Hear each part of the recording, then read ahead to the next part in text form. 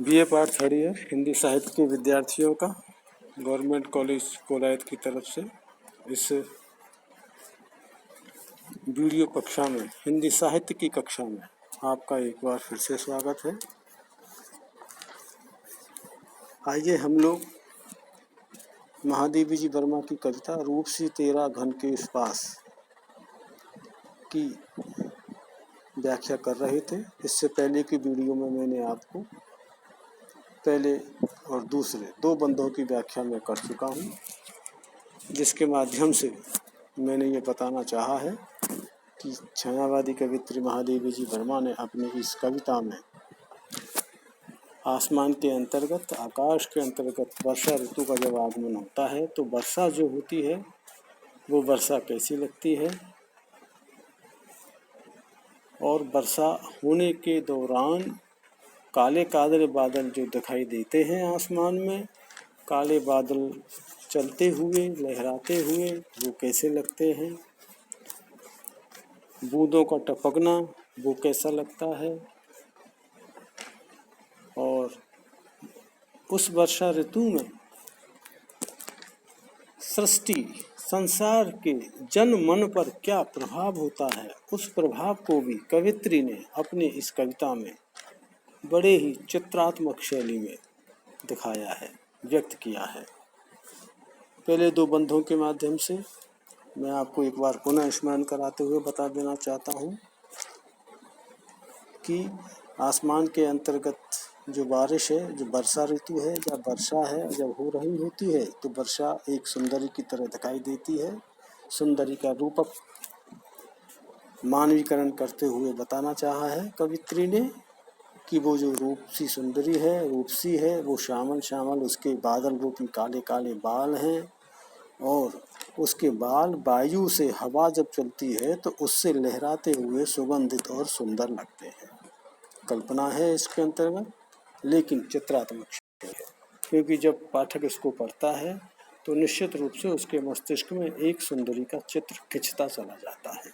ये यहाँ कवित्री की विशेषता है, कवि की उपलब्धि है, कवित्री की उपलब्धि है ना। उसमें ये बताया है पहले दो बंदों में कि आकाश गंगा में उसकी जो सुंदरी की जो बाल हैं वो सफ़ेद और उज्जवल जलधारा में जैसे धोकर के बालों को कोई देखता है तो ठीक उसी तरीके से उसके बाल दिखते हैं, और उसके जो अंग हैं, सजल अंग, जल से भीगे हुए उसका अंग है, और ऐसा लगता है कि तुरंत ही कोई स्नान करने के उपरांत सुंदरी आई हो, और उसके बालों की छोरों से किनारों से जल की बूंदें नीचे नृत्य करते हुए गिर रही हैं, जो विविध विविध प्रकार के नृत्य या लास करती हुई संस्कृति संसार के मन को मोहित करती है।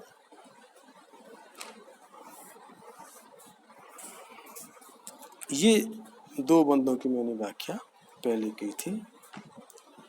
तीसरा बंद इस प्रकार है।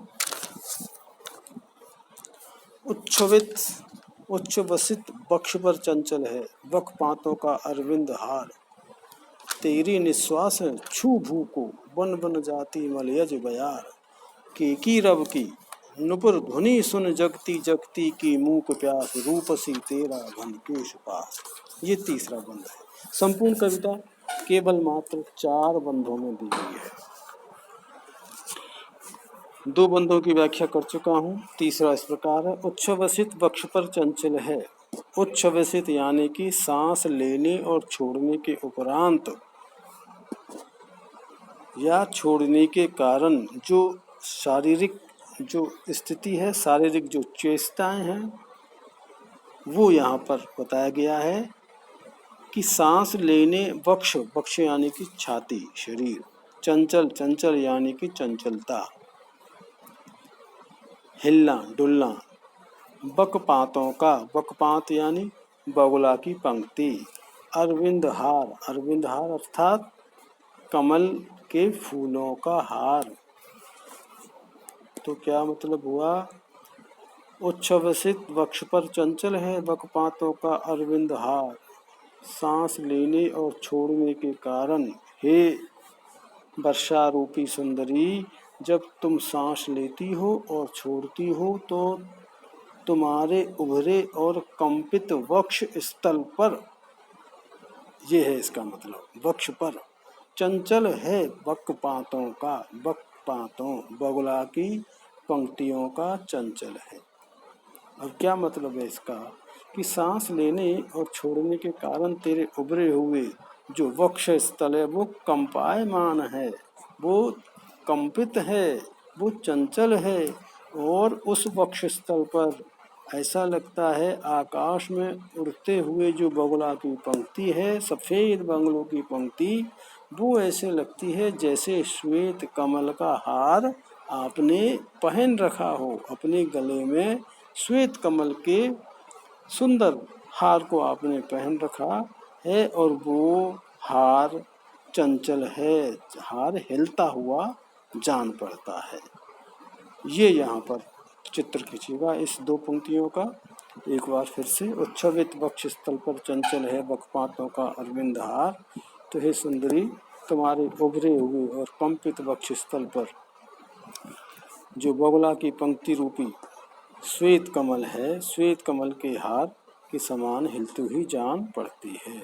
तेरी निश्वासें छू भू को बन बन जाती मलयज व्या, और तेरी निश्वासें, निश्वास क्या, मुख से निकलने वाली जो श्वास है, तो कहने का मतलब जब तुम्हारे मुख से निकलने वाली जो बूंद रूपी जो श्वास है, मुख से निकलने वाली वर्षा रूपी सुंदरी है, जब वो श्वास लेती है छोड़ती है तो बूंद ही उसके मुंह से निकलेगी ना, तो बूंद रूपी श्वास जब निकलती है छू भू को, और जब वो पृथ्वी को छूती है, गिरती है पृथ्वी पर, तो पृथ्वी पर जब वो उसकी श्वासें, उसकी जल की बूंदें स्पर्श करती हैं पृथ्वी को, बन बन जाती मलयज व्या, तो उस बूंदों के पृथ्वी के छूने मात्र से जो एक वातावरण जो बनता है उसमें बन बन जाती मलयज व्यार, मलयज यानी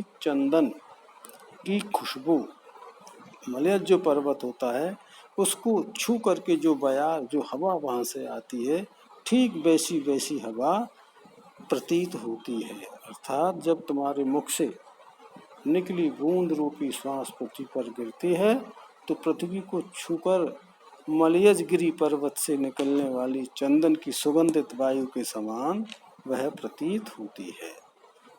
के की रव की नुपुर ध्वनि सुन जगती जगती की मूक प्यास, रूपसी तेरा घन केश पास। के की रव की यानी मोर, रव यानी आवाज, मोर की आवाज, मोर की ध्वनि, की नुपुर ध्वनि सुन, नुपुर यानी घुंघरुओं की आवाज सुन, जगती जगती की मूक प्यास, जगती जगती यानी ये सृष्टि, ये संसार वालों की जो प्यास है, जो मूक है, आवाज नहीं है उसमें, वो जग जाती है। जगती जगती का मतलब एक जगती का संसार है और एक जगती का मतलब जागृत होना है।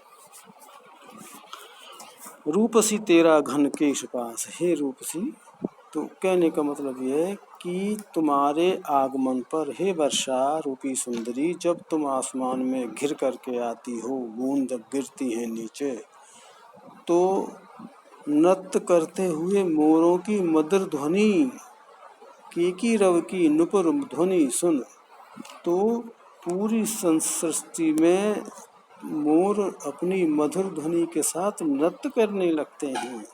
और वो मोरों की जो नृत्य ध्वनि है, नृत्य करने की जो ध्वनि है, वो ऐसा लगता है मानो नुपुर ध्वनि है, अर्थात तुम्हारे पैरों की घुंघरुओं की कोई मधुर आवाज है, इस तरह लगती है। जगती जगती की मूक प्यास, और इस मधुर ध्वनि को सुन करके घुंघरुओं की जो मधुर आवाज सी लगती है, उस मोरों की मधुर ध्वनि को सुन करके लोगों के मन में प्रेम की प्यास जगती जागृत होने लग जाती है। रूपसी तेरा घन केश पास, हे रूपसी, हे वर्षा रूपी सुंदरी, तेरे जो ये बादल रूपी जो काले काले बादल रूपी केशों के जो पास है, जो समूह है, बहुत ही श्यामल है, कोमल है, सुंदर है, मन को मोहित करने वाला है। ठीक है। अंतिम बंध, चौथा बंध है।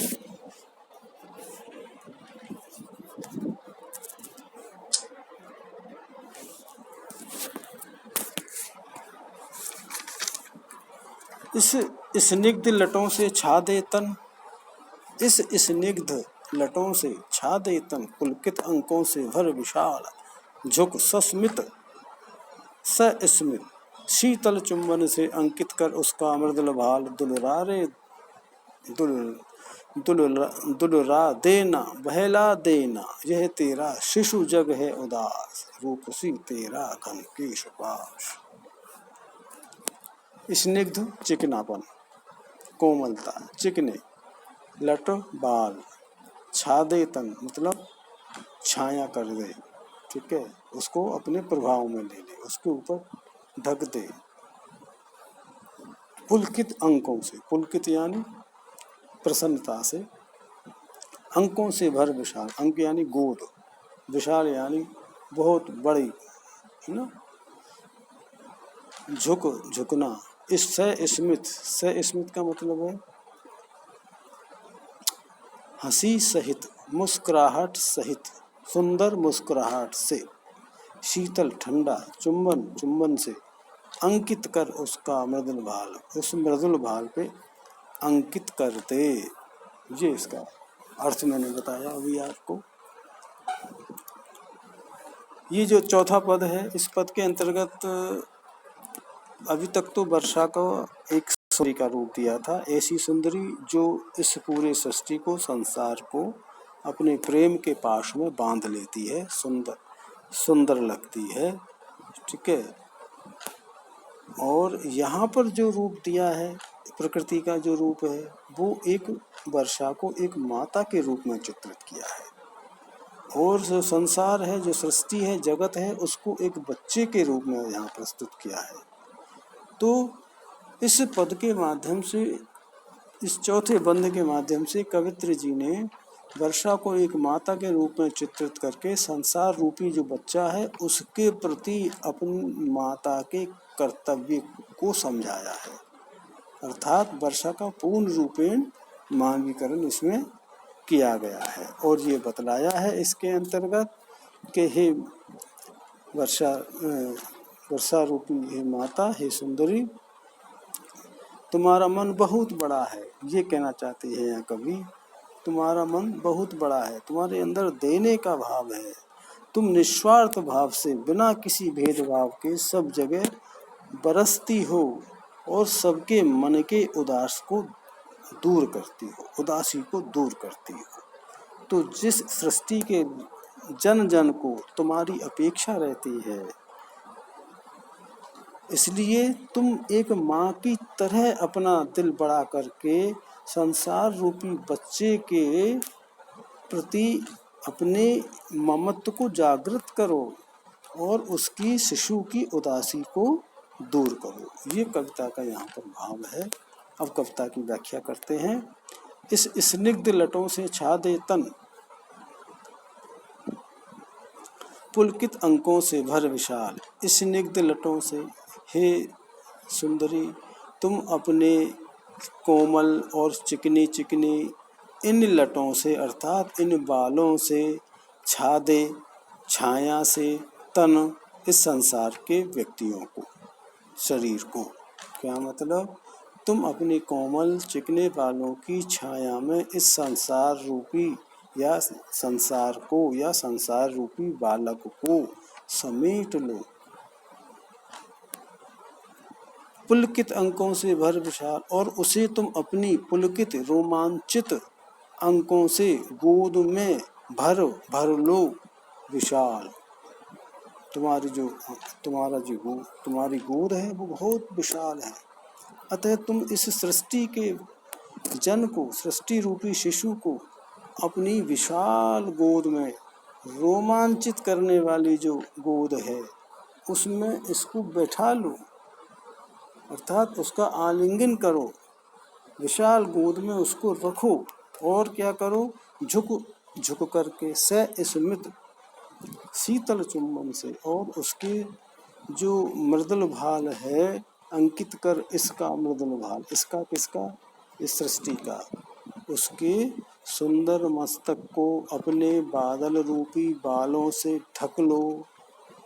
इस स्निग्ध लटों से छा दे तन, ऊपर आया है ना, कोमल चिकने बालों की छाया से उसको ढक लो, और अपने बादल रूपी बालों से ढक लो, और झुक से स्मित हंसते हुए अपने चेहरे से शीतल चुंबन से अंकित कर, उसके मृदुल भाल पर अपना शीतल चुंबन अंकित कर दो। दुलरा देना, उसको दुलरा दे, उसको ममत्व कर, बहला देना, उसके मन को बहलाओ। क्यों? क्योंकि वो तेरा शिशु जब है उदास, आज ये तेरा जो शिशु है, हे वर्षा रूपी सुंदरी, तू तुम्हारे बादल रूपी बालों की छाया से, मधुर चुंबन से उसे दुलार कर, उस संसार रूपी शिशु का मन बहला दे और उसकी उदासी को दूर कर दे। रूपसी तेरा घन केश पास, हे रूपसी तेरा जो ये बादल रूपी केश जो समूह है बहुत ही सुंदर है, और इस सृष्टि के, इस जगत के उदासी को दूर करने वाला है, मन को प्रसन्न करने वाला है, मन में दीपक की प्रेम की लो जगाने वाला है। कई प्रतीक इसमें बताए हैं कवित्री ने, और रूपक के माध्यम से अपनी कल्पना शक्ति को यहाँ प्रकट किया है। तो कविता इस तरह पूरी होती है। रस की दृष्टि से देखें तो इस बंध में रस वात्सल्य भाव दिखाई देता है। मैंने बताया आपको कि माता और एक शिशु दोनों के बीच जो संबंध है, उस संबंध को यहाँ पर एक चित्रात्मक शैली में व्यक्त किया है कवित्री जी ने। श्रृंगार रस तो है ही इसके अंतर्गत, और गुण की दृष्टि से माधुर्य है ना, ओज भी नहीं है, प्रसाद भी नहीं है। ठीक है, ये ध्यान रखना, माधुर्य गुण है। शैली इसका चित्रात्मक और भावात्मक है। अलंकार, रूपक अलंकार शुरू से चला आ रहा है, मानवीकरण है ही। तो ये कविता इस तरह पूरी होती है। और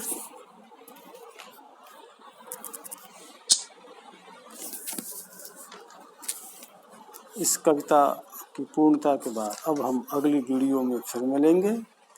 अगली वीडियो में फिर एक नई कविता के साथ, नई प्रसंग के साथ फिर हम लोग चर्चा करेंगे। तब तक के लिए नमस्कार।